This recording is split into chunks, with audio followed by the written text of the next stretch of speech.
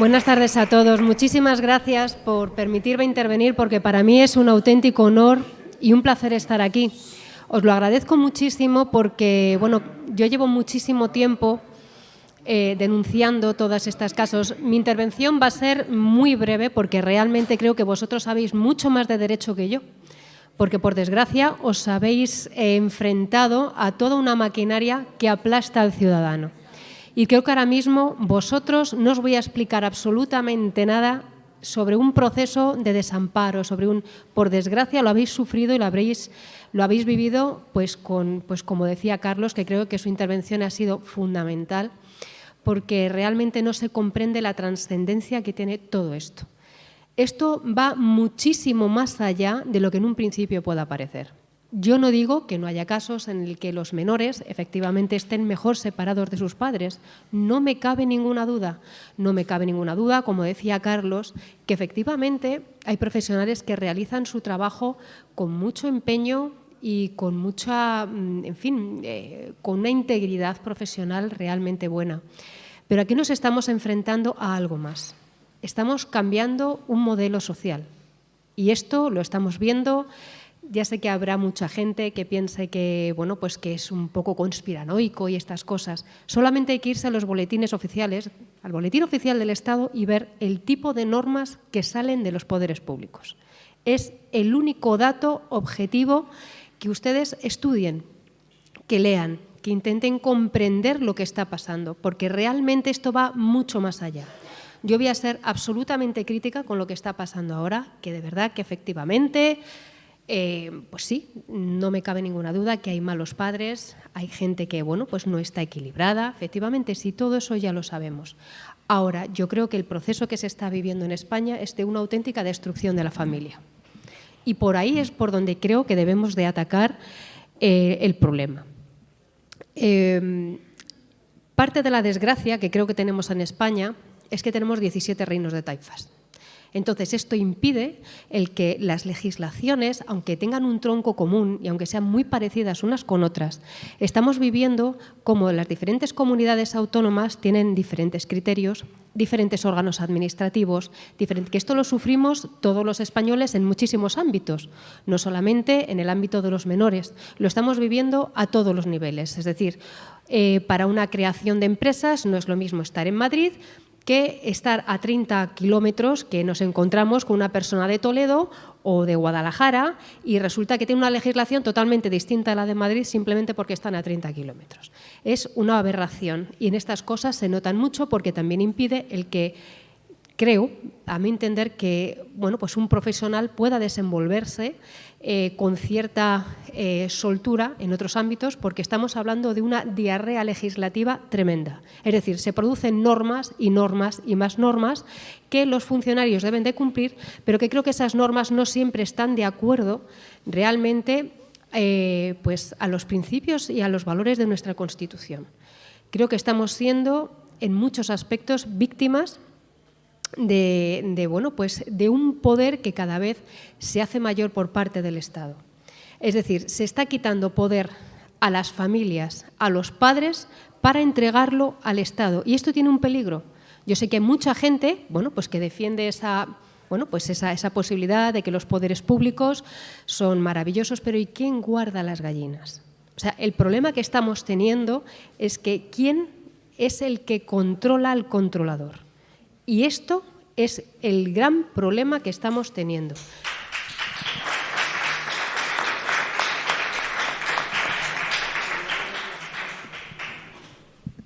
A partir de aquí, simplemente os voy a dar 4 pinceladas, porque bueno, pensé en principio en darle una orientación más divulgativa, pero creo que aquí eso ahora mismo sobra.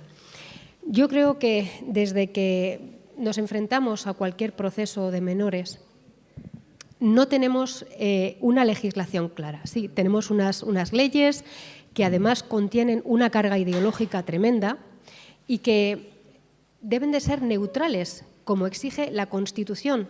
Deben de ser neutrales. Sin embargo, tenemos una ley que ha sido publicada recientemente, que es la Ley Orgánica de Protección Integral a la Infancia y a la Adolescencia frente a la violencia, que tiene una carga ideológica tremenda. Y los poderes públicos han de mantenerse siempre en la neutralidad. cosa que no está sucediendo ahora mismo. ¿Qué nos estamos encontrando? Bueno, pues a lo mejor habrá personas que les parezca muy bien y, bueno, pues quiero que quede claro desde el principio que no todos tenemos la misma sensibilidad y que a pesar de que a mí me pueda parecer bien una cosa, yo no puedo proteger ni alcanzar a todo el mundo. Eso no depende de nosotros. O sea, hay veces que nosotros pretendemos proteger, pero no siempre depende de nosotros y no siempre podemos llegar al 100% de los casos. Entonces tenemos leyes, como la que les acabo de señalar, esta ley orgánica, donde no se hace más que introducir conceptos tales como estereotipos de carácter sexista, racista, homófobo, bifóbico, transfóbico. Es decir, estamos metiendo aquí ya una serie de carga ideológica que para muchos tiene un sentido, pero para otra parte de la población no lo tiene. Esto no debería estar aquí plasmado. Es decir, esto ya está. Nadie puede ser discriminado y punto. No hace falta poner etiquetas. ¿Por qué digo esto? Porque esto también, yo hace tiempo que llevo denunciando este tipo de situaciones, porque ya en la Comunidad de Madrid, la Ley Orgánica 2 y 3 del 2016, esto ya se contemplaba. Es decir, los padres pueden perder la tutela de sus hijos por el simple hecho que no estén de acuerdo con que su hijo empiece, por ejemplo, con una transición de género. Una transición de género que a lo mejor con 11 o 12 años le lleva al crío a decir que se siente quien no es, y en vez de darle un tratamiento psicológico o un tratamiento de acompañamiento, se dice no importa. Empezamos a hormonarte, que ya sabemos, y hay muchísimas universidades que están empezando a poner el grito en el cielo por los trastornos que esto implica al propio organismo y por muchas otras cuestiones como que bueno, pues se permite pues mutilar los genitales, que es una operación que no tiene vuelta atrás y que a lo mejor esa persona no está preparada y hay que esperar, y eso no se hace. Entonces, yo por eso quiero ver en esto que está pasando es que va mucho más allá de lo que puede parecer en un principio. Hemos empezado a dar a los profesores autoridad. Hemos dado, con esta ley, también se empezó a dar a los servicios sociales, que son funcionarios, también se les ha concedido autoridad. Sin embargo, a los padres se les ha quitado, porque hace años se les dijo que no podían reprender a sus hijos. Es decir, un cachete, yo no digo que haya que maltratar a un niño, por favor, que no se me malentienda, pero no se puede darle una bofetada a un niño que te ha insultado, porque eso yo lo veo constantemente. Un niño que se sale de... Bueno, porque no todos los niños, estamos aquí partiendo de que el niño es un ser inocente, un ser... También hay niños que tienen maldad, hay niños que no, o hay niños que tienen trastornos. Entonces, eso requiere una serie de medidas que no siempre pueden valer para todos los niños. Y hay niños difíciles.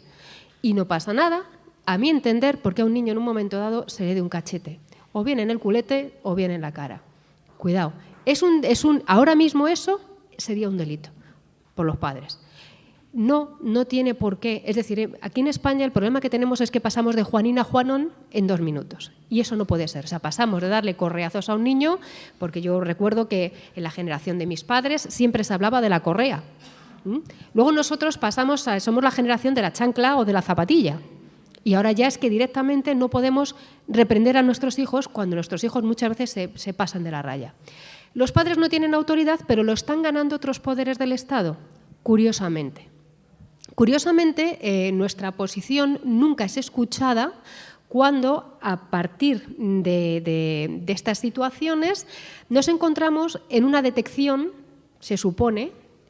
Tienen que tener ahora los profesores, los servicios sanitarios y otra serie de personas que están en el ámbito deportivo, por ejemplo, las actividades extraescolares, todos tienen que tener una serie de formación con los chicos, ¿no? Tienen que tener una formación de prevención de violencia, de malos tratos. Yo creo que aquí no hay nadie que defienda la violencia. Entonces, partiendo de esa base, claro, les orientamos hacia una serie o les sensibilizamos como que los padres son siempre los que tratan mal a sus hijos. Y ha dicho bastantes cosas muy interesantes, Carlos, en que el niño no solamente ha de ser amado, sino que él tiene que sentirse querido, porque muchas veces esa percepción de los niños no es la correcta. ¿Y qué es lo que pasa? Que así lo transmiten a las personas que están alrededor de ellos. Y eso genera que se ponga en marcha una maquinaria. una maquinaria imparable, una maquinaria implacable y una maquinaria que muchas veces se salta totalmente cualquier, ya no digo ley, es que se salta hasta el más mínimo sentido común. Esto está en cualquier página web de cualquier comunidad autónoma, pero pueden ver unas hojas como son estas, se las pueden descargar de las páginas web, hoja de detección de riesgo y maltrato infantil en el ámbito escolar. Pues bueno, aquí simplemente, fíjense ustedes, el acudir al centro enfermo, por ejemplo, tener pediculosis, casos como ropa inadecuada, o sea, es decir, yo he visto informes donde a pues gente más bien humilde se le dice que lleva ropa vieja. Eso se considera un maltrato. Es decir, ahora mismo a los padres no se les ayuda, sino que esa carencia material que se supone que todos pensábamos que teníamos un Estado detrás que cuando vienen mal dadas nos puede dar una ayuda para pagar un alquiler o para esos eurillos que nos pueden ayudar a complementar esa ropa para nuestros hijos, pues realmente no está. Estos señores lo que están haciendo es que se pone en marcha una maquinaria de detección de riesgo. Y entonces a partir de ahí empieza un periplo para todas las familias, de donde ya es muy difícil salir. ¿Y por qué digo que es muy difícil salir?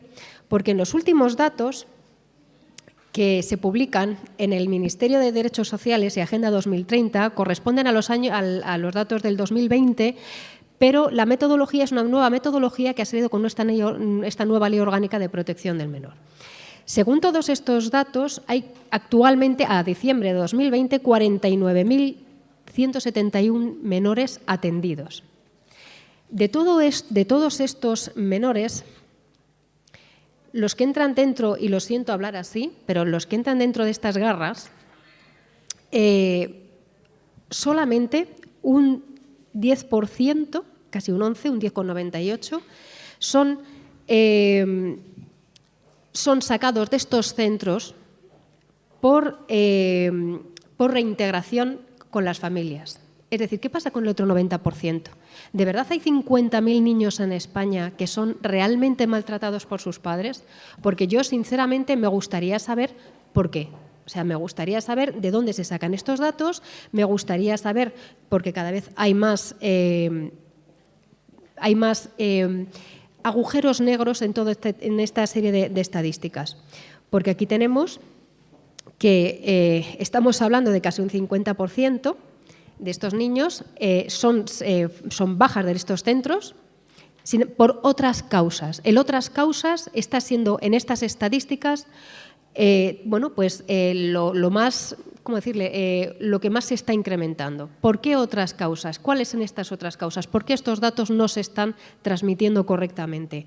Pues claro, pueden ser. Pero, hombre, un 30%, si estamos hablando de un 30% de causas de muerte, yo creo que sería un escándalo.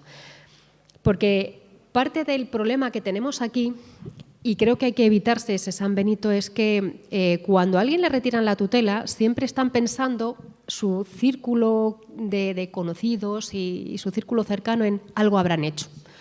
Eso hay que quitárselo de la cabeza. El algo habrán hecho es una auténtica patraña. O sea, hay que empezar... Que yo no digo que no, efectivamente, que no haya momentos en los que pueda darse esa circunstancia, pero el algo habrán hecho, vamos a empezar a desterrarlo porque es una auténtica salvajada. De este periplo que empieza con se supone que detección de maltrato, ya hemos visto como con estos datos, que son datos oficiales, la mayor parte de los niños no vuelven a casa. ¿Cómo es posible? Yo no me lo explico. Se supone que la ley te obliga a tener una intervención de los padres con los hijos, tiene que haber un plan, es decir, se supone que la reintegración a la familia es lo prioritario. ¿Alguien de los presentes ha visto algún plan de reintegración? ¿A alguien le han retirado la tutela y le han permitido ver a sus hijos en los 2 meses siguientes? ¿Usted ha visto un plan de reintegración? Yo... Sí, y con un plan de compromisos, que le voy a decir una cosa, ¿quién vigila ese plan? A mí, por ejemplo, me quisieron hacer un plan de acoplamiento por parte de la Junta pero que el plan de acoplamiento podía durar incluso hasta años. Es decir, para ellos nunca iba a ser yo alta. Efectivamente. Quiere decir que tenía que hacer progreso, pero es que yo me di cuenta que ese acoplamiento que querían hacerme, para ellos va a durar años, para ellos va a ser informe falso, que yo nunca voy a ser alta. Claro. Ese monopolio, que es lo que comentaba Carlos, ese monopolio de la fuerza también es el monopolio de lo que yo quiero que hagas tú. Es decir, ¿quién discute? ¿Quién está discutiendo ese plan? Porque ese plan nosotros podemos estar de acuerdo o no. ¿Con qué se ha formado ese plan? O sea, el problema que estamos teniendo aquí es que no hay quien esté controlando a las personas que se supone que nos están vigilando a nosotros. Estamos hartos de ver en los informes, como bien decía Carlos, no se firman por un profesional. Equipo de... ¿Cómo que equipo? Equipo no. Alguien tiene que hacerse responsable. Y nosotros tenemos que exigir la responsabilidad a la persona que hace esas afirmaciones. Entonces, el problema que estamos teniendo es que nos estamos callando y nos estamos conformando ante ciertas situaciones. Es la primera vez que encuentro una persona que me dice que tiene ese plan, porque yo he solicitado ese plan 200 veces en todos los casos que llevo y directamente debe ser que no existe porque se remite el expediente administrativo y ese plan nunca figura, nunca está. Yo lo tengo todo aquí desde el día 2 que me retiraron los empresarios. En mi caso ha pasado más de un año y no me quieren hacer plan de intervención. Y les insisto, mejor no me contestan. Claro. Mi hijo va a salir este mes y a mí no me han recibido en el CAE ni una sola vez. Claro. Es que el problema de todo eso, ahora te doy la palabra, el problema de todo esto es que cuando descolgamos el teléfono eso no existe. Es decir, cada vez que tengamos que comunicarnos con la Administración ha de ser siempre por una vía fehaciente. Y para eso podemos utilizar o bien el correo administrativo, es decir, una copia para ellos, una copia para ustedes. Eso es lo que yo estoy haciendo. Claro. Cada 8 días les envío, aunque sea que para por gusto. Efectivamente. Sellado para mí, sellado para ellos. Pero ¿qué es lo que está ocurriendo en realidad? Esas comunicaciones no obtienen respuesta. Entonces, al no obtener respuesta, ¿qué hacemos? Porque, claro, se supone que cualquier decisión de la Administración nosotros podemos recurrirla. Podemos ir y podemos hacer una demanda, pero ¿alguien de ustedes puede recurrir todas y cada una de las malas decisiones que se toman en el centro? ¿Se puede hacer eso? No es viable. No es viable ni económicamente ni por tiempo. Porque hasta que se reparte una demanda, por mucho que éstas sean prioritarias, hasta que se reparte una demanda estamos hablando de meses. Es decir, que cuando se fija un régimen de visitas que tampoco encuentro a nadie que tenga, se les dicen verbalmente, pero nunca jamás se otorga un régimen de visitas por escrito. No lo he visto. A lo mejor usted... No he visto un régimen de visitas que se pueda recurrir. Usted dice que hay que hacerlo todo por escrito. Yo todo a la administración, principalmente a menores, le hago un escrito diciendo, por favor, explíqueme eso, dígame eso y tal cual. La respuesta de menores de Córdoba es que como yo hago mucho escrito y le hago trabajar mucho, y lo tengo aquí para quien quiera verlo, que me manda un informe trimestralmente y me pone 4 reglones sobre mi hija, que está en guardia judicial, no en tutela, ¿vale? Llevo 17 meses sin ver a mi hija, pero no solamente que no la vea, discriminación entre hermanos. Los hijos de su padre, o sea, los otros hermanos, sí puede ver. Mis hijos, ella no la ve. Porque alegan SAP. Una niña de 21 meses no puede ver a su hermana. Un niño de 6 años no puede ver a su hermana. Su perro no puede estar con ella. Y esa es la respuesta que tengo de la administración. Y contra eso, ¿qué hacemos? ¿Dónde vamos? ¿A qué juzgado? Es que ¿A dónde ese es voy? el problema. O sea, el problema es que te obligan y te generan una serie de gastos que no todo el mundo puede permitirse. Y aquí es donde entro yo, y sinceramente creo que es una opinión personal, pero creo que está fundada. Esto es una maquinaria. Es decir, aquí hay intereses. ¿De qué viven toda esta serie? Si son casi 50.000 personas tuteladas, 49.100 y pico, exactamente, ¿esto cuántos millones de euros genera? Esta gente que vive precisamente de las residencias, estamos hablando de todos los gabinetes psicológicos que se crean alrededor de esto. Estamos hablando del primer al último trabajador. Si esto realmente cuánto dinero genera, porque yo creo que la máxima siempre, por desgracia con el ser humano, es, como dice en inglés, follow the money, sigue el dinero. La pista del dinero, porque no tiene esto ningún sentido. No tiene sentido ninguno el tener estas situaciones en las que se supone que cobran tantísimo por unos niños que, como bien decía Carlos, no tienen esa figura paterna, porque no la tienen, porque estamos hablando de educadores que no tienen esa implicación con los niños, porque como sus padres no les quiere nadie. Podremos tener, y es más, yo creo que ninguno aquí, si a todos nos hicieran un test, seguro que todos hacíamos algo mal, todos, absolutamente todos hacemos cosas mal. Por supuesto, que cada uno tiene unas sensibilidades diferentes, pero creo que eso no se está respetando ahora mismo. ¿Y por qué creo también que todo esto que no se está respetando? Pues porque en las propias leyes se nos señala, y yo he tenido casos, donde, por ejemplo, se habla de situaciones de violencia, y a mí cuando esta ley estaba en proceso pues estaba en trámite de aprobación en el Congreso y en el Senado, se habla, por ejemplo, de la prevención de la radicalización en niños, niñas y adolescentes. Ojo, aprendan siempre a leer entre líneas. Este concepto de radicalización, cuando yo vi esto, lo primero que pensé, claro, cuando alguien habla de radicalización, ¿en qué piensa? ¿En quién está pensando cuando alguien habla de un proceso de radicalización? En terrorismo. ¿En qué tipo de terrorismo? Porque siempre el lenguaje siempre suena de la misma manera. Bien, yo sin embargo no solamente lo vi por ese tema de terrorismo, vi la radicalización por el tema de la cristianofobia, porque también vamos a hablar de ello. A cualquier persona que no está de acuerdo con los valores que ahora mismo se comparten de LGTB, esas personas se les llama fóbicos, es decir, son transfóbicos, LGTB-fóbicos, es decir, una persona que no comparte contigo esos valores. ¿Dónde encuadra? Encuadra aquí en la radicalización. Es decir, yo he visto informes donde a una familia se le quita a las 3 niñas porque son extremadamente religiosos, porque van los domingos a cultos cristianos y porque oran.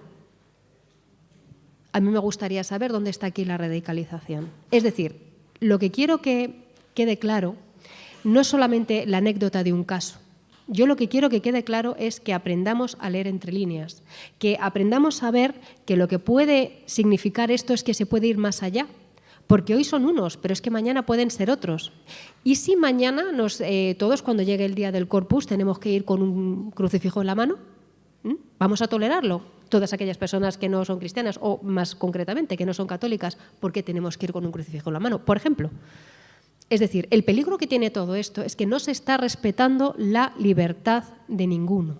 Y el peligro que tiene todo esto es que se nos impone, porque esto no va de abajo a arriba, esto se está imponiendo de arriba a abajo. Entonces, hay que tener muchísimo cuidado con este tipo de cosas. No sé si alguien quería preguntarme algo, porque veo muchas manos por ahí, muchos micrófonos.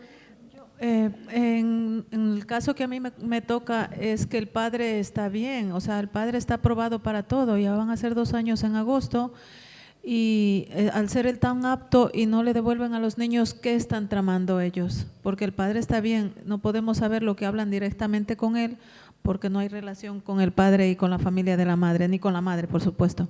Entonces, no sé, ¿qué debemos hacer en este caso? Si te dicen, el padre es apto, el padre tal, los niños, y hasta ahora no se ejecuta.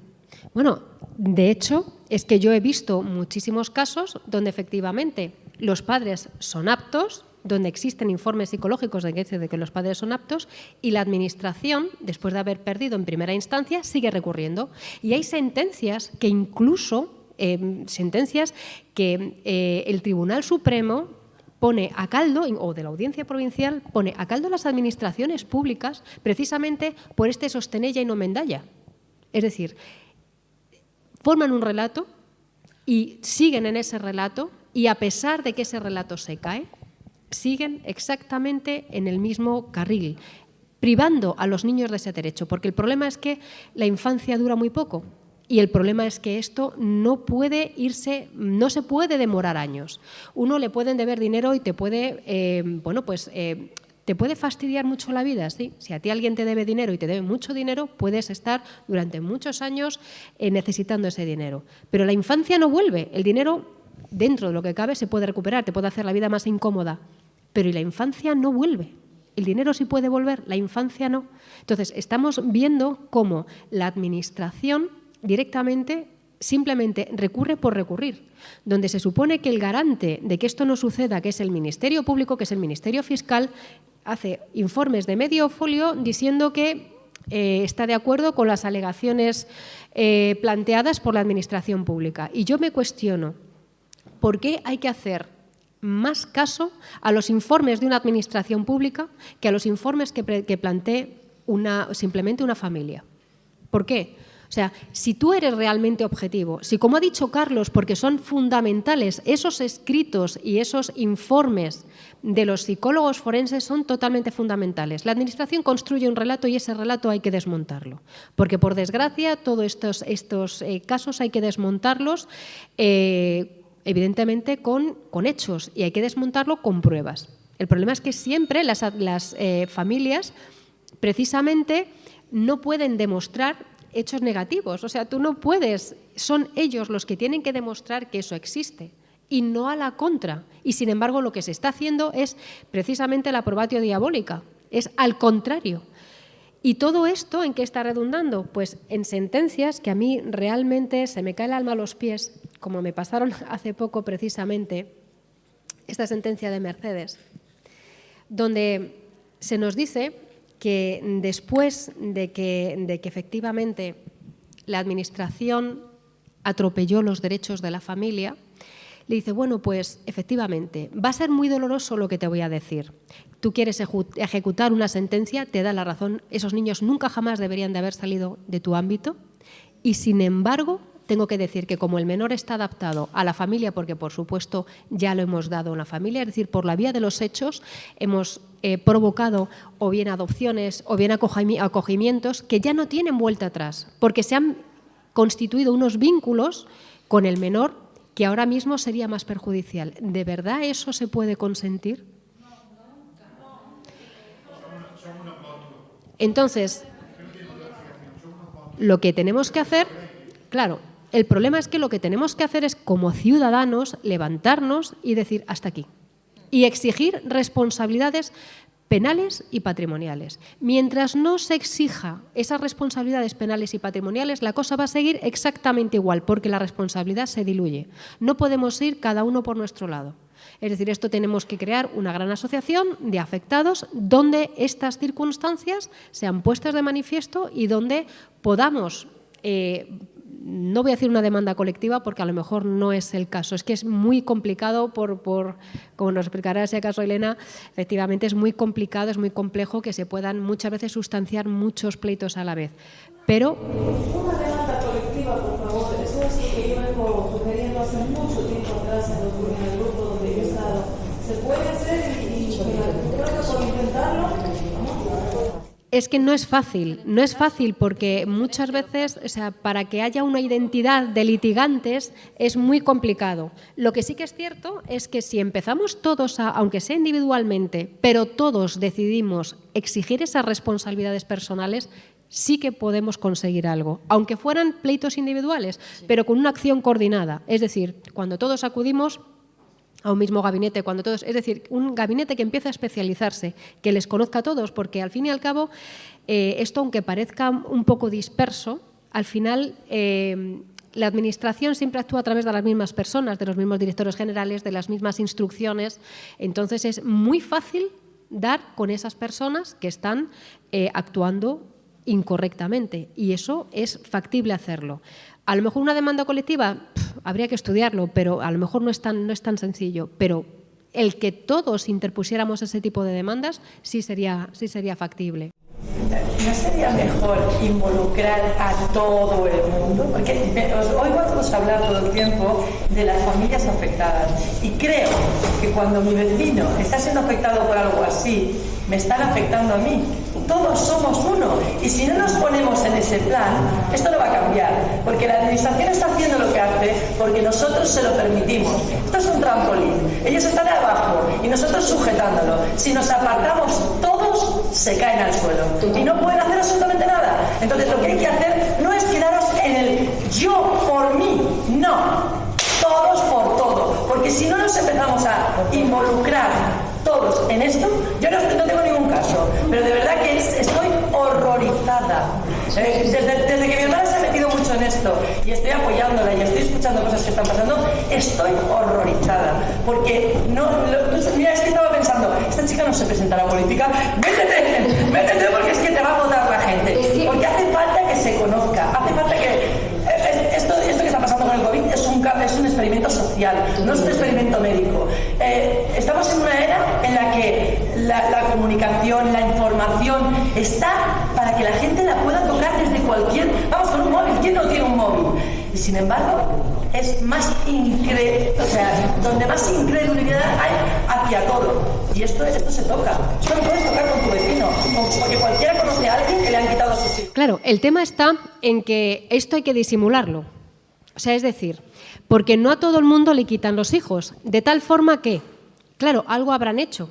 Porque si a todo el mundo resulta afectado, entonces todos nos damos cuenta y porque en España somos así. Es decir, yo miro para otro lado. Si me afecta a mí, entonces ya me pongo como un loco. Pero si le afecta a otro, pues entonces miro para arriba, miro para abajo. Y ese es el gran problema que tenemos. Y es que necesitamos, los ciudadanos, organizarnos. Porque esto no es una cuestión de partidos políticos. No. Esto es una cuestión ciudadana.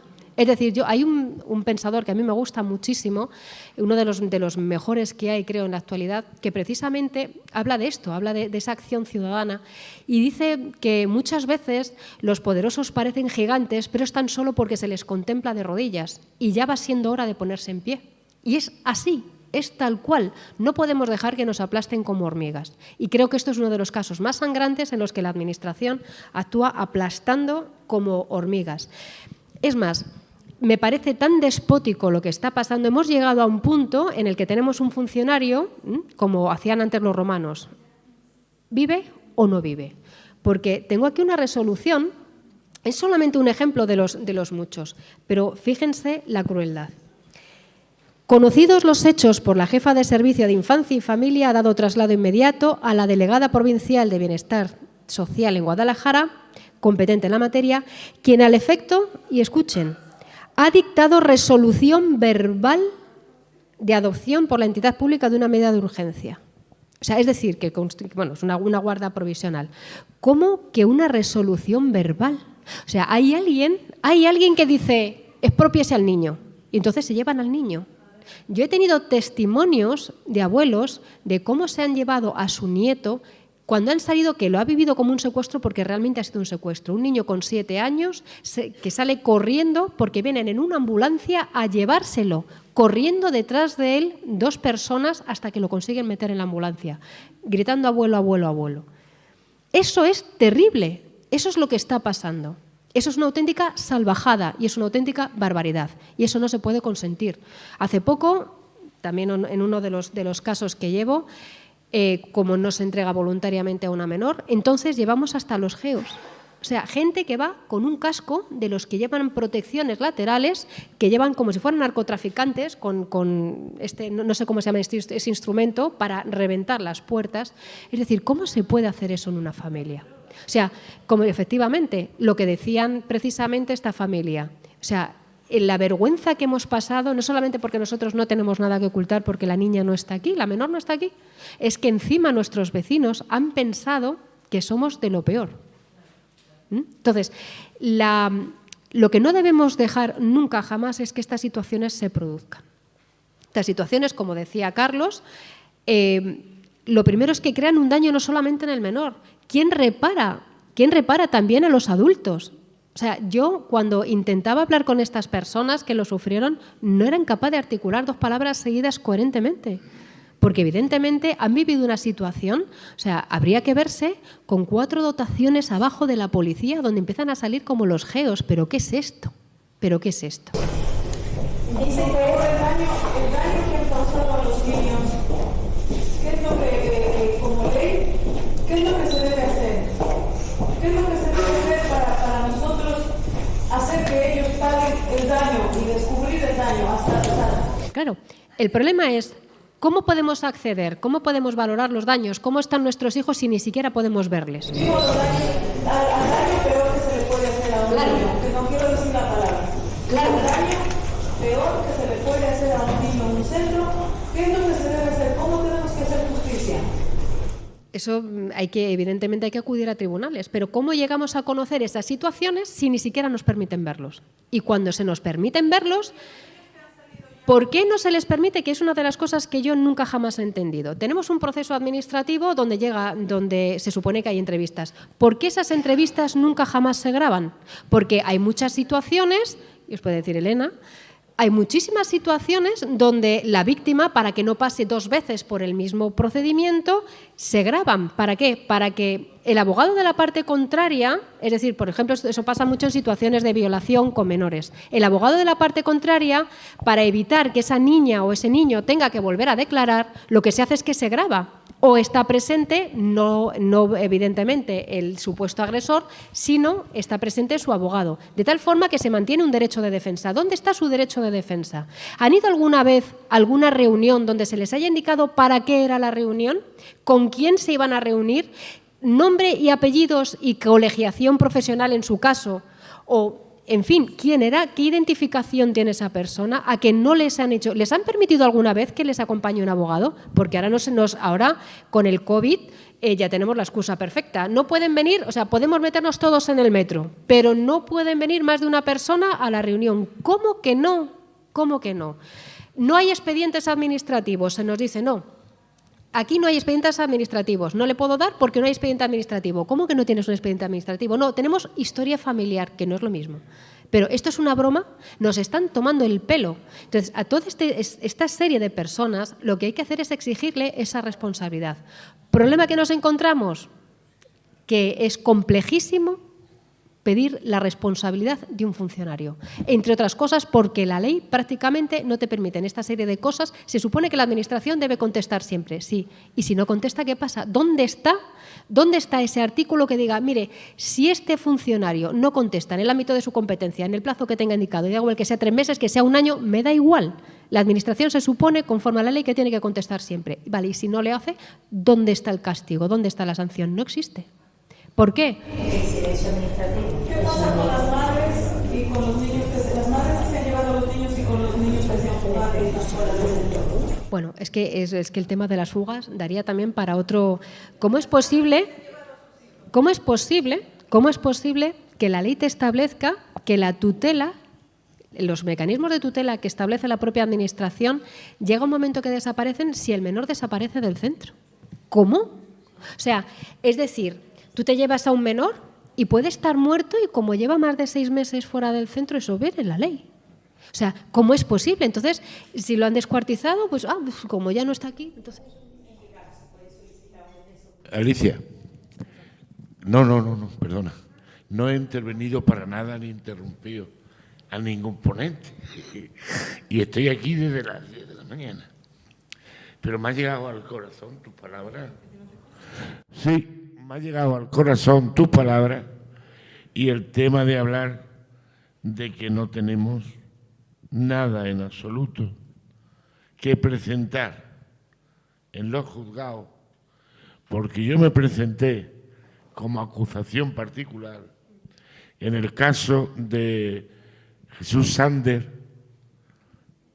un niño con 9 años de Pamplona. Me desplacé a Pamplona, estuvimos con la familia, me llevé a Juan Mariano, que está por ahí, un médico cirujano, y una perito judicial criminalista forense. Ese niño se lo quitaron a la abuela, como sabemos todos, con 4 años, con 9 años. Ese niño no sabía ni atarse los cordones de sus zapatos. Ese niño, dijeron en el centro, que se había ahorcado con el cinturón de su batita, en su cama de litera. Y ese niño se lo entregaron a su abuela sin vida y sin órganos. Sin vida y sin órganos. Y ese niño de 9 años no se había ahorcado. Era mentira. Era mentira. Porque la médico forense, criminalista que nos llevamos, cometió un error en el hospital y le entregaron la ropita, el chandita que llevaba ese niño, y allí estuvimos. La médico forense olió ese pijama, eso es Lee, y dijo textualmente de que ese niño nos había ahorcado. Me presenté como acusación popular, y el abogado de la particular, que lo pusimos nosotros también, iba por el protocolo. Me dice, solo por el protocolo. ¿Qué? ¿Pero esto qué es? Y en el juzgado han archivado la causa. E incluso han amenazado a la abuela si seguía investigando con el tema de su nieto. Perdona que te haya interrumpido. Hace lo que quieren con nosotros. Y como ha dicho Alicia, somos nosotros quienes tenemos que levantarnos. Somos nosotros unidos que tenemos que luchar. Aquí hay personas de Córdoba, de Málaga, de Almería, de Canarias, y estamos aquí. Y aquí hay 3.000 niños quitados, 3.000. Aquí hay 3 niños quitados, robados y secuestrados con informes falsos, manipulados, tergiversados y con ocultismo.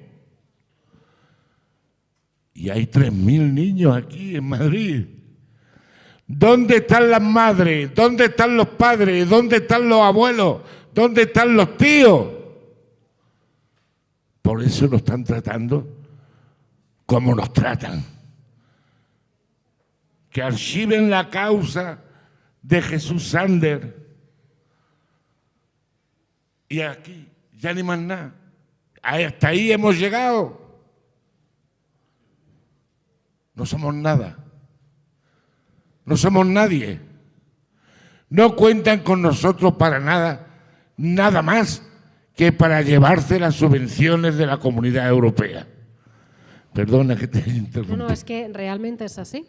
O sea, realmente lo que estamos viviendo es una ley donde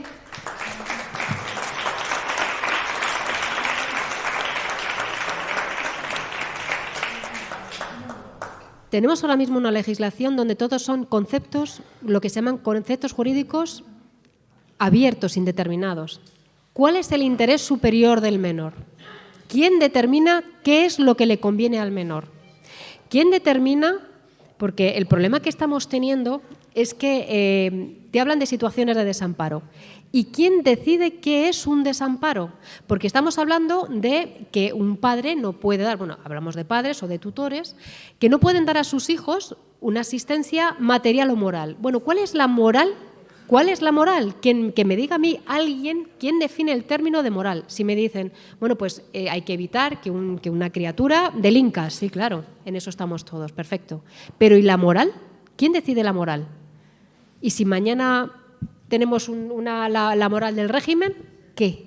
O sea, es decir, ese es el auténtico problema. No existe unos conceptos donde podamos agarrarnos y donde podamos decir, por eso hay tanta subjetividad, por eso tenemos sentencias que son un auténtico atropello, porque eso depende de la persona, que la mayor parte de las veces, y como decía Carlos, efectivamente hay jueces que se lo leen muchísimo porque saben de lo que están hablando, y hay otros que realmente les da exactamente igual lo que le pase al menor. Entonces, ¿qué es lo que tenemos? Pues tenemos una legislación donde yo, por ejemplo, he encontrado, que no lo he encontrado tan bien detallado. Esto es del Gobierno vasco, donde es una instrucción de 100 y pico folios donde aquí se determina qué es lo que hay que hacer con los menores. Es decir, ¿cómo es posible que 4 funcionarios nos digan lo que van a hacer con nuestros hijos? ¿Dónde está la participación ciudadana a través de nuestros representantes, que son los políticos? ¿Quién nos dice ahora mismo por qué tiene que ser qué es un riesgo, qué es un desamparo, qué es un maltrato físico? Porque, entre otras cosas, esto es bastante curioso verlo y por eso os ruego que, por favor, hagáis una labor de investigación para que veáis que esto no es una teoría de conspiración, que es que esto está aquí. O sea, donde te dicen que el hecho de que ahora mismo, y yo he visto y tengo expedientes así, donde te dicen que el hecho de que ahora mismo no se esté produciendo ningún tipo de maltrato no quiere decir que en el futuro no se vayan a producir. Pero bueno, ¿qué es esto? O sea, nos vamos a meter en una situación donde uno es culpable antes de que lo sea. O sea, ¿qué es esto? ¿Qué es esto? Entonces, ¿cómo es posible que eso estemos consintiéndolo? Pues eso lo estamos consintiendo cada vez que nosotros metemos un voto en la urna.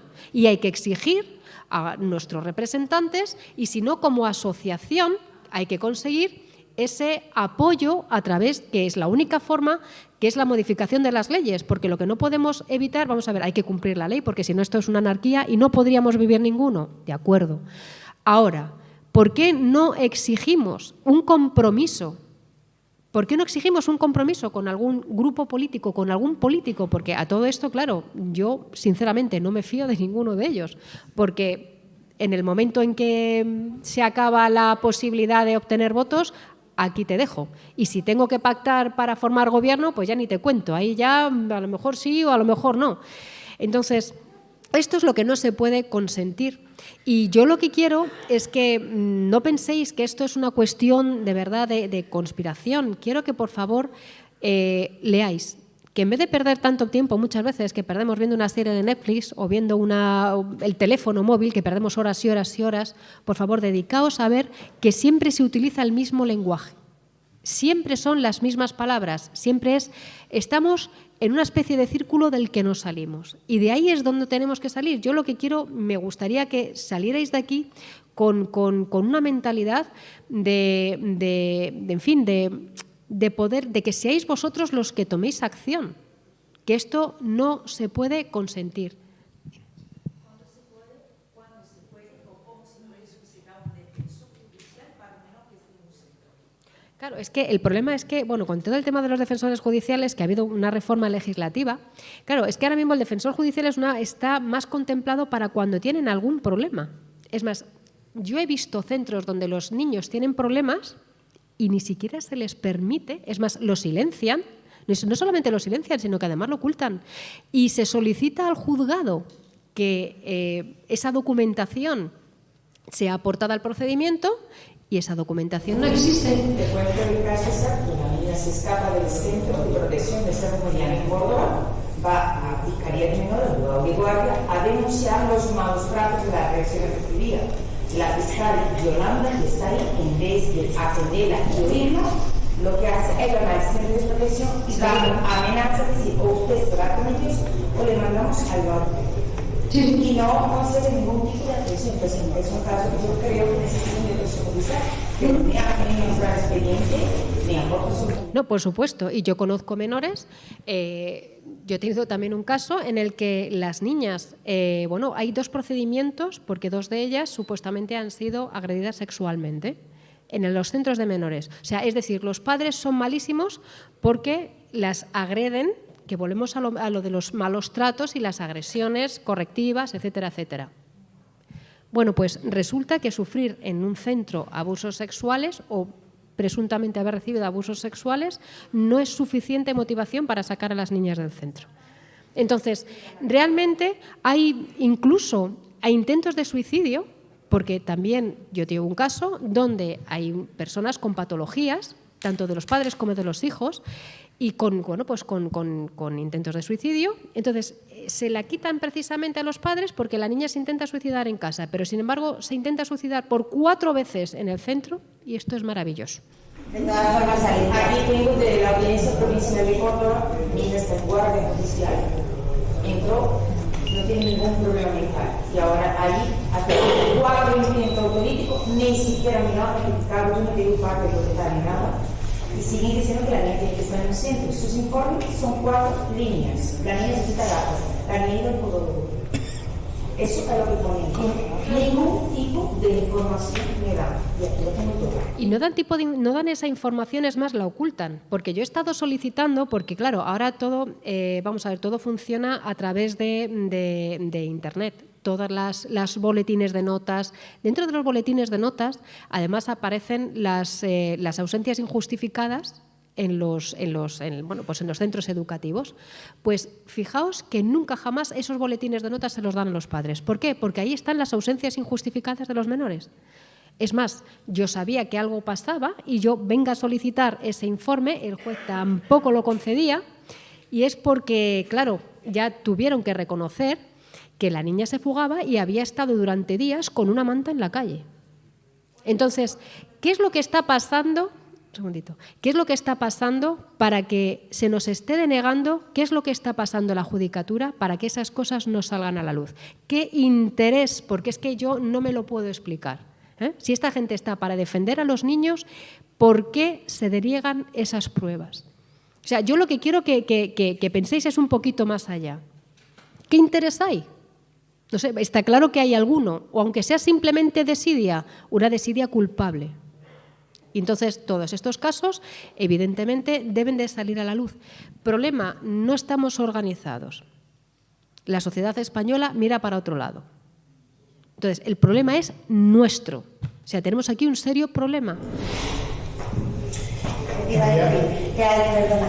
Has dicho antes, yo que te voy a contar que tú no sepas, ¿no? Pero trabajan con hipótesis. Yo les pregunté cómo es que habéis hecho 2 informes de mi hija. Pues se oye, ¿no? Que te voy a contar que tú no sepas. Pero trabajan con hipótesis. Hicieron 2 informes de mi hija cuando llevaban 1 año sin verla y yo les pregunté cómo habéis podido hacer 2 informes de la niña si lleváis 1 año sin verla. Y me dijeron, es que nosotras trabajamos con hipótesis, y lo tengo grabado, ¿eh? Me lo dijeron así, literalmente, y le dije, no, perdone, para quitar una hija necesitáis hechos, no hipótesis. Y me dijeron, no estás colaborando. Eso es lo que se refería a Carlos. Eso es a lo que se refería Carlos. Es decir, que muchas veces se recogen en los informes y se dan como válidos hechos que no son objetivos. Yo tengo el caso de 3 menores donde 2 de ellas presentan sobrepeso, donde volvemos a la retirada de autoridad a los padres. Claro, cuando tú, vamos a ver, en una adolescencia, a mí me gustaría saber qué niño no tiene problemas con sus padres, porque la mayor parte de ellos los tienen, porque es parte del proceso, esa situación de rebeldía. Bueno, pues a estas niñas, por ejemplo, que eran 2 de ellas con sobrepeso, por mentir, porque sus padres las quitaban el ordenador, porque eran las 5 de la mañana y hay que apagar el ordenador porque al día siguiente hay que ir a la escuela, ¿vale? Pues entonces, como somos muy estupendos y les damos ese poder a los hijos, entonces voy y te denuncio. O sea, un hijo denuncia a su padre por toda esta serie de cosas que esto hace 10 años, si me apuras, nunca jamás hubiera pasado. Y entonces dan por hecho, porque las niñas se quejan de que tienen la comida bajo llave. Es decir, personas con sobrepeso dicen que no comen todos los días. ¿Y hay alguien que se lo cree? O sea, es decir, es que es como de morirse de risa. Entonces, claro, cuando estamos recogiendo, cuando alguien es capaz de recoger eso en el relato, a mí lo que de verdad me plantea es, ¿de verdad esa persona puede estar en el puesto en el que está?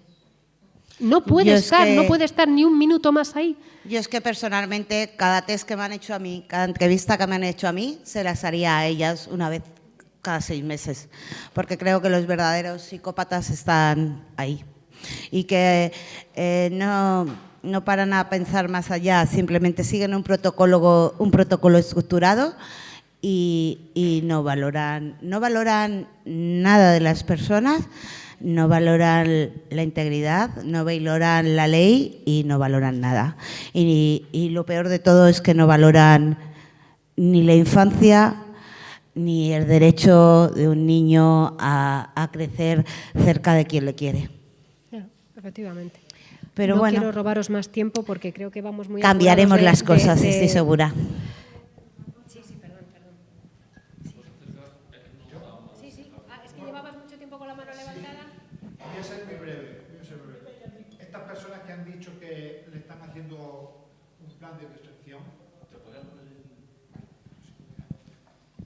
estas personas que de corazón se lo creen y le han dicho que le están haciendo un plan de reinserción, yo le digo de aquí que eso es mentira, o están engañando.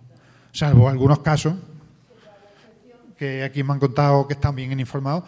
Eso es un chantaje. Es un chantaje para que no vayamos a los periódicos, para que no vayamos a las televisiones locales, para que no vayamos a la puerta del ayuntamiento a contar 1.500 días, uno a uno los días que llevamos sin nuestro hijo. Es un chantaje. No hagáis caso a eso, que eso es mentira. Por eso no estamos unidos, porque tenemos la duda de callarnos o hablar. Claro, es Pero que es un ese chantaje. problema... Al final no hay plan de reinserción. Claro que no hay plan de reinserción. Ganan tiempo hasta que cumplan 18 años. Os remito además a los datos. En los motivos de bajas de los centros de menores, como os he señalado antes, por ejemplo, en la Comunidad de Madrid, solo casi un 14% de los niños son entregados de vuelta a sus padres. Es decir, ¿qué pasa con tantísima gente? O sea, con el otro 86% de la población, ¿qué es lo que pasa? ¿Por qué no vuelven esos niños a sus casas? Entonces, lo que está fallando, si estos son los datos, entonces lo que tenemos es un problema, porque no están fallando las familias, estás fallando tú, que no puedes insertarlas, si es que ese es el problema. O sea, está claro que el dinero que estamos empleando en esta gente no vale para nada, porque cuando hay unos resultados tan sumamente bajos es porque la Administración, como mínimo, lo está haciendo mal. Que yo creo que son otros los motivos, pero que si me apuras y nos ajustamos a esto, ¿cómo es posible que solo un 14% de las personas? Entonces, ¿para qué vale toda esa maquinaria? Entonces, ¿para qué queremos psicólogos? Porque realmente, si no son capaces de hacer bien su trabajo, o hay que barrerlos o directamente debemos de quitar esa opción. Bueno, a mí me gustaría poner en valor todos aquellos profesionales que están dentro, que han procurado que las cosas cambiaran dentro de los centros de tutela y nadie les ha hecho caso. Porque a verlos haylo, y no pocos. Y me parece que lo que habría que hacer es precisamente toda esta gente que está luchando por eso, porque las cosas cambien desde dentro, también tengan apoyo. Y una de las personas que tendríamos que dar, es juntarnos con toda esa gente que ahí está ahí. Porque yo creo que mientras que no hagamos eso, no podemos avanzar. Y luego, por otra parte, tú has comentado lo de unirnos. Yo también creo que hay que, en todo este mare magnum de tutelas, también hay que quitar la paja del grano y también tenemos la responsabilidad de nosotros apoyarnos entre nosotros. Es decir, hay gente que está alrededor de todo esto que lo único que quiere es que salir en los medios y ser protagonista, y también eso hace muchísimo daño a muchas madres que están luchando por recuperar a sus hijos. Entonces, esa es otra de las trabas que existen. Y en cuanto a lo social, yo que me muevo en los movimientos sociales muchísimo y siempre les estoy diciendo que tienen que apoyar esto, pero hay tantísimos problemas ahora mismo que si nosotros no apoyamos esos problemas, tampoco hay gente que querrá apoyarnos a nosotros. O sea, esto es una reciprocidad. Y nada más que eso. Muchas gracias.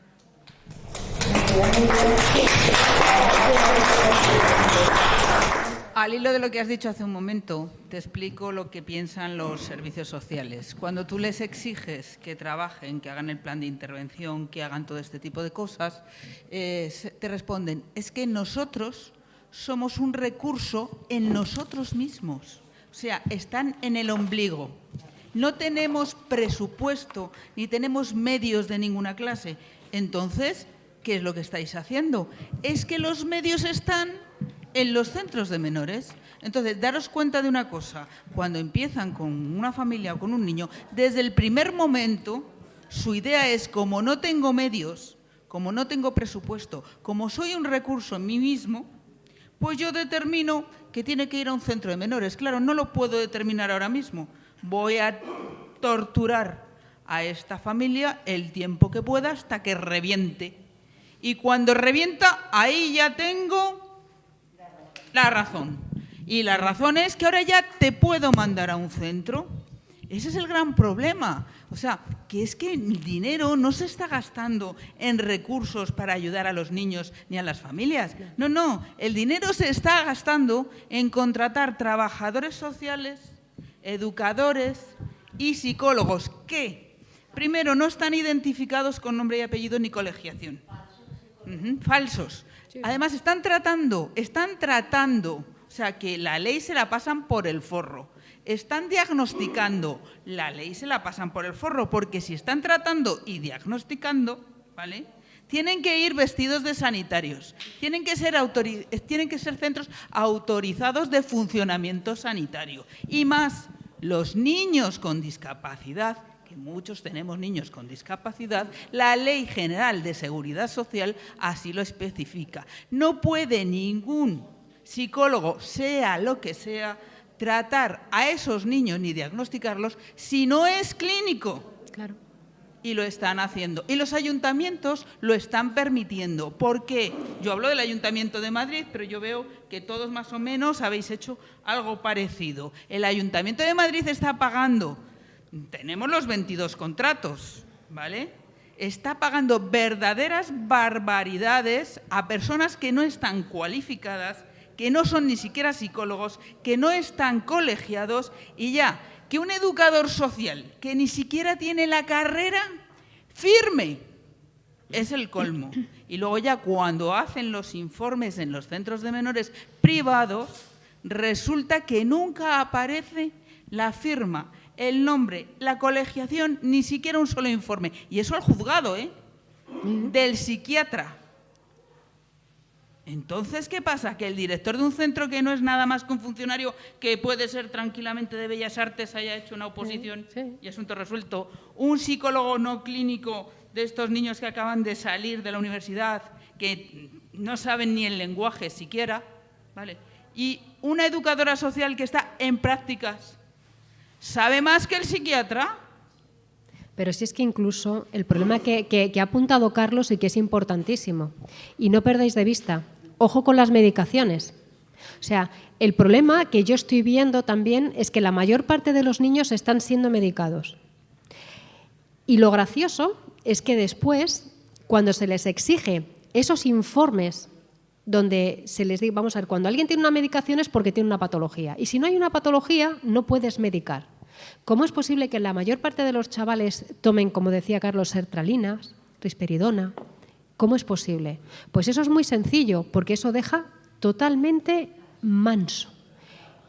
Te deja cao. Estás todo el día, pues, tranquilo, claro, tan sumamente tranquilo que eres incapaz de rendir en el colegio, que no metes ruido, que te ayuda a superar una situación, porque todo esto son situaciones traumáticas para los niños, no nos olvidemos. O sea, aquí se dice, se habla con toda la tranquilidad de que se le quitan a los niños y, bueno, pues dejan de ver a sus padres y luego tienen tendencia al llanto. ¿Pero qué esperabas? ¿Qué esperabas? ¿Realmente alguien esperaba que un niño no llorara cuando es arrancado de su casa? O sea, es tremendo. Y ojo, porque las medicaciones, y eso es otra de las cosas que muy poca gente exige, es que se les dé un informe sobre la medicación. ¿Y quién es el que está ordenando esa medicación? Porque curiosamente, la mayor parte de los centros, yo lo que estoy observando es que van siempre a los mismos centros de salud. Es decir, los centros donde están los críos van siempre a los mismos centros de salud y son vistos por los mismos psiquiatras, trabajadores sociales. Es decir, a mí me gustaría saber, de verdad, con estadísticas en la mano y con una comisión de investigación de quien dependa, dependiendo de los servicios sociales de que se trate, ¿por qué no existe esa investigación de por qué tantos niños están siendo medicados? Porque resulta que si tienen una patología, el problema no es que le quites los hijos a los padres, es que trates la patología del menor. Porque a lo mejor el problema es que el menor es el que tiene la patología y es de donde vienen todos esos problemas familiares. Yo como médico quería hablar sobre el tema este de la medicación en los centros de menores, porque lo hemos investigado un poco y gran parte de la medicación que se les administra por sistema a todos los menores sin prescripción médica, de forma delictiva, son neurolépticos. Los neurolépticos interfieren con el crecimiento de los chicos, es decir, tienen efectos secundarios muy graves en los niños. interfieren en su desarrollo físico, es decir, crecen menos, son más bajitos, interfieren en su desarrollo psíquico, tienen cocientes intelectuales mucho más bajos al final de su desarrollo y desarrollan una predisposición mucho mayor a la muerte súbita, cosa que le pasó a Jesús Ander, el caso que ha mencionado Pepe. Nosotros, de hecho, en el caso de Jesús Ander pensamos que murió de eso, de una muerte súbita por la medicación. Esto se trata de un delito importante, porque administrar medicación, psicofármacos, a los niños por sistema sin prescripción médica, eso es delictivo. Y andamos buscando documentar ese delito, no lo hemos conseguido hasta ahora, pero desde aquí pido colaboración para reunir pruebas para poder presentar esa denuncia al sistema de protección de menores. La historia clínica no lo he estudiado nunca. La historia clínica tiene que existir obligatoriamente en un centro que tenga autorización sanitaria de funcionamiento.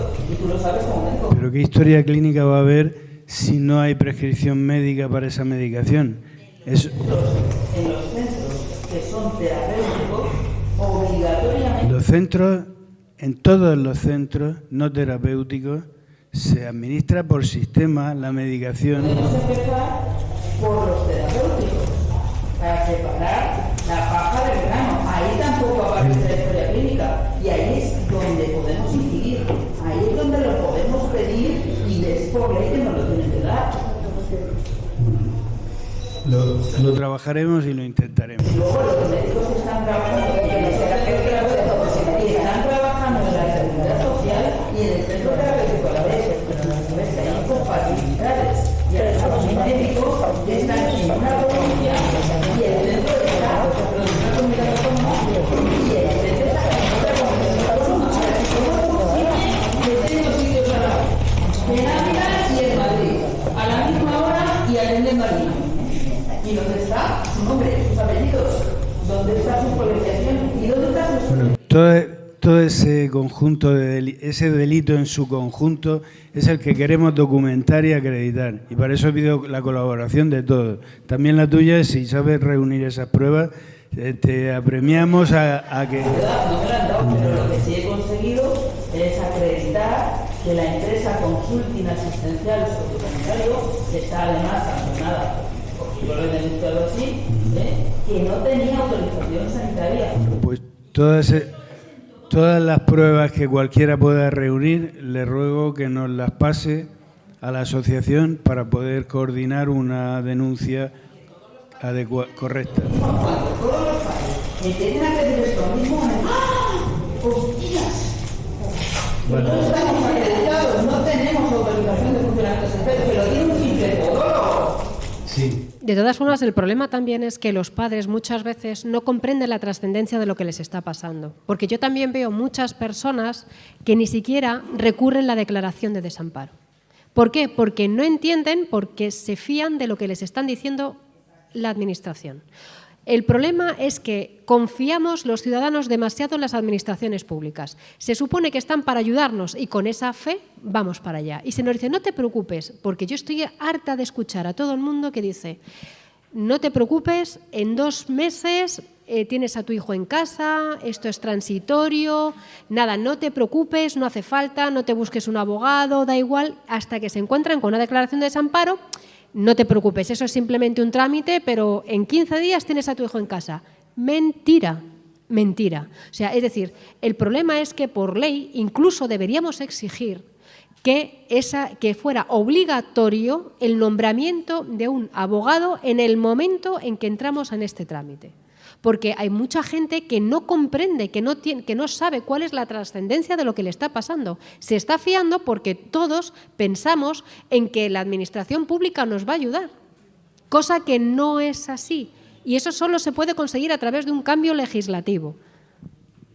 Sí, estoy de acuerdo.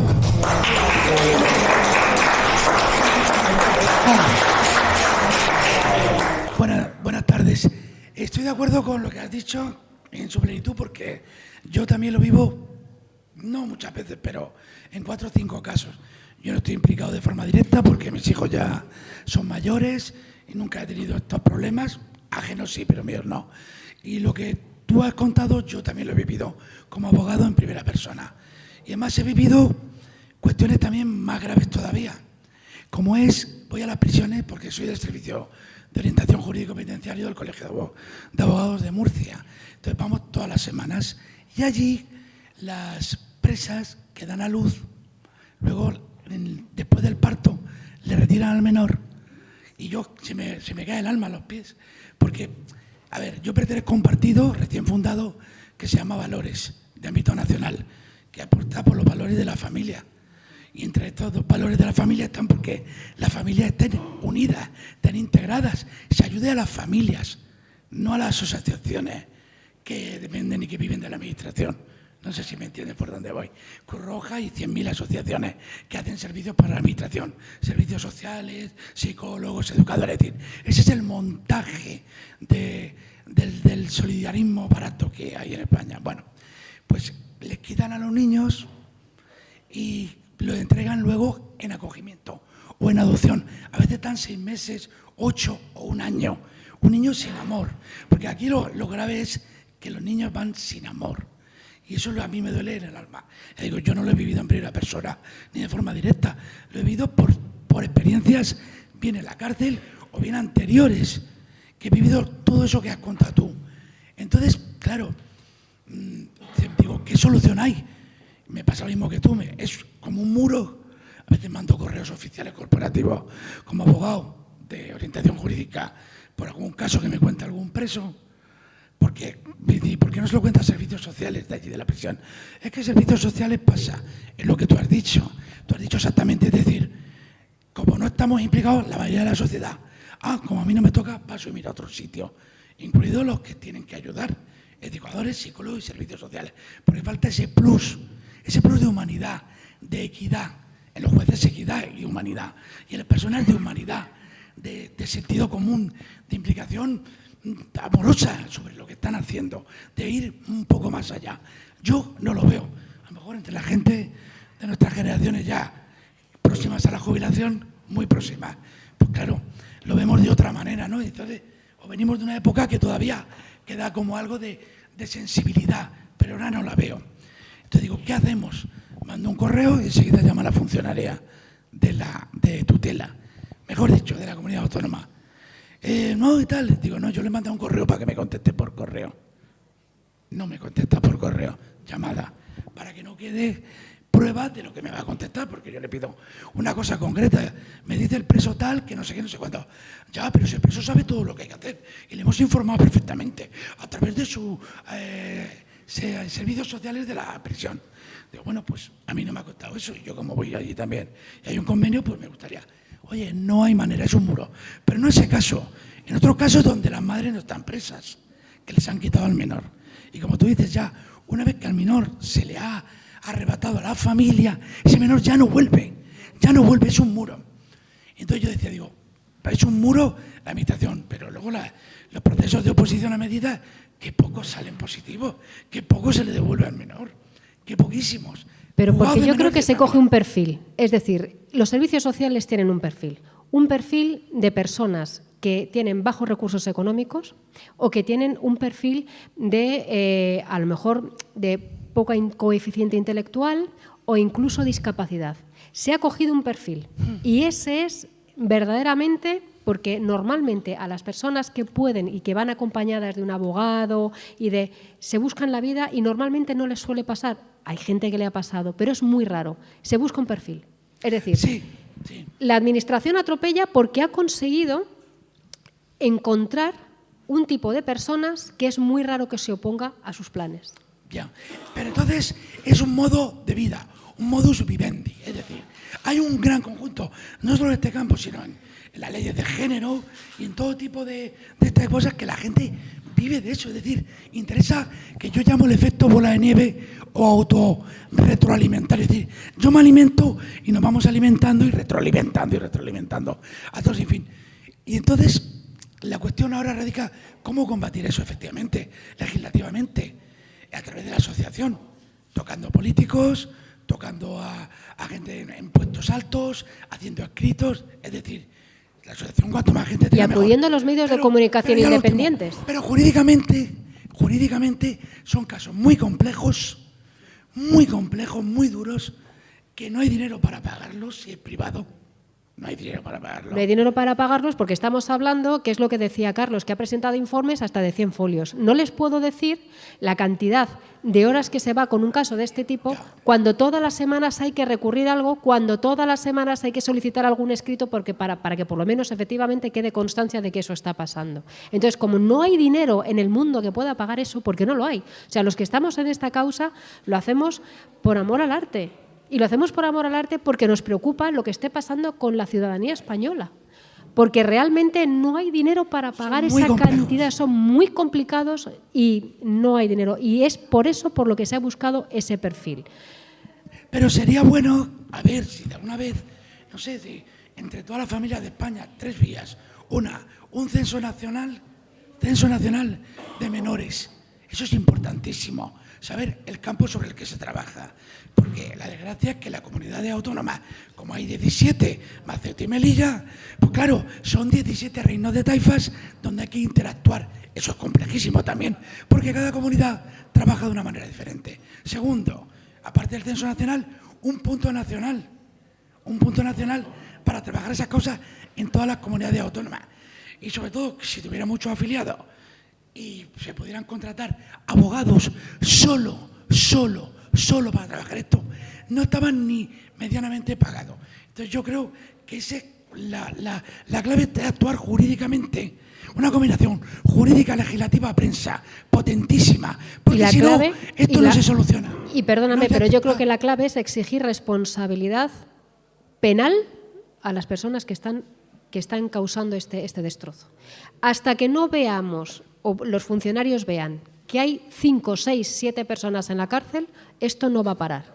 Porque si no es con eso, no lo vamos a parar.